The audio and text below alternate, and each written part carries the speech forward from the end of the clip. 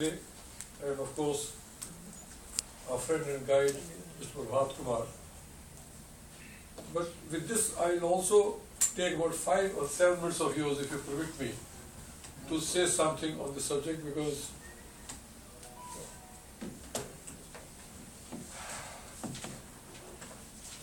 I do not know how many of us know that the word centralization itself came into existence for the first time in French dictionary or French language in 1794 at the time of advent of French Revolution. It came to English dictionary or English language much later in mid-80s. And the first article ever published, according to me, was in 1863 on decentralization by a French bureaucrat named Maurice Black.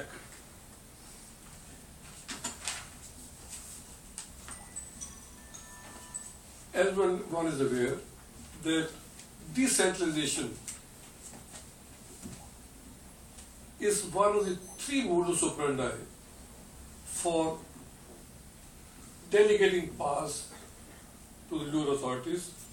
One is deconcentration, which one also mentioned. The other is delegation.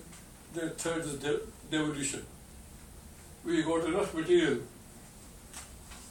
As Sudha was saying, I have her article. The latest on devolution index study was carried out by IAPA in 2012-2013, which is not very old, and it has indexed 7 states led by Karnataka, Maharashtra and Kerala, and many other states which are above average.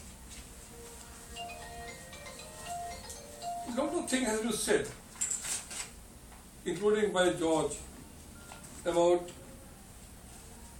the threat perception and also what happened. But speaking positive, in positive terms, I would like to draw your attention to the work done by 2 sarpanches in 2 different states. The work done by 2 sarpanches, namely Chavi Rajawat in village Soda in Tong district, Rajasthan, since recognized by United Nations in New York, and work done by Rangasamy Ilango in Kuttankam Gram Panchayat in Tiruvallur district in Tamil Nadu, which is appreciated by several European countries, including perhaps Germany, which are now the Institute of Social Studies is getting visitors. Needs special mention. Chavi has been able to provide assured drinking water and electricity supply uninterrupted to the villages. She has also been able to assure rural employment to the poor, BPL, as also bringing transparency and accountability in the functioning Gram Panchayat.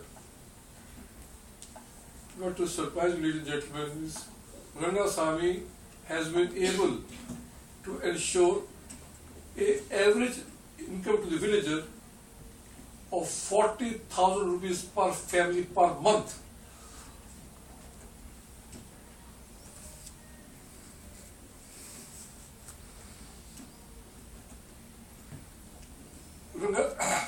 Rangasamy, on the other hand, has not only been able to show much higher income level to the villages, but has also taken a remarkable initiative of starting, as somebody mentioned, a Panchayat Academy, which has trained 150 Panchayat presidents and 600 women self-help groups and much more. The only one thing common between Chavi and Rangasamy is that both of them are qualified persons.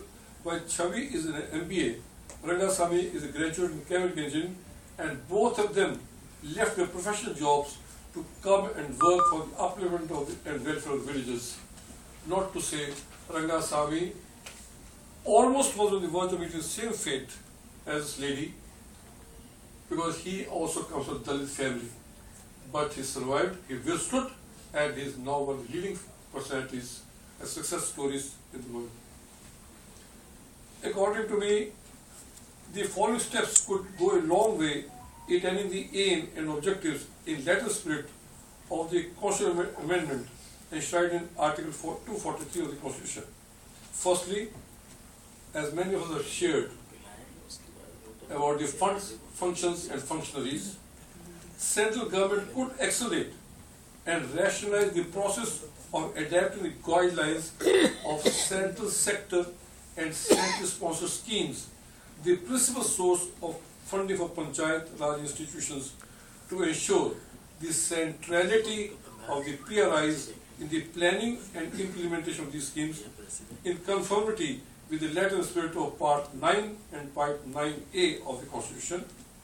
Secondly, there is a crying need to incentivize the states to further empower the PRIs, or Panchayat institutions, and also to incentivize PRIs to be transparent and accountable in the transaction, besides steadily contributing an increased share of their expenditure that they themselves mobilize.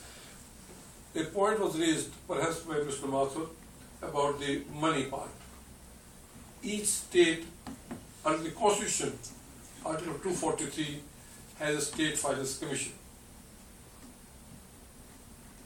And they are functioning. Veronica will perhaps share that this is being done by the UNDP latest study of centralization. A study has come and they are doing some very good work. The State Finance Commission has been able to delegate funds to the local bodies. Thirdly, there is an imperative need to make available untied block grants to the PRIs so that they have an adequate reserve of financial resources which they can plan and implement for local economic development and economic justice. This I have added. Fourthly, provision of perhaps minimum education qualification requirement for being elected Sarpanch, because the two examples which I gave that they were all qualified and they could withstand and they could go, and no collector or for that even the municipal chief has not been able to bully them because they could withstand that pressure.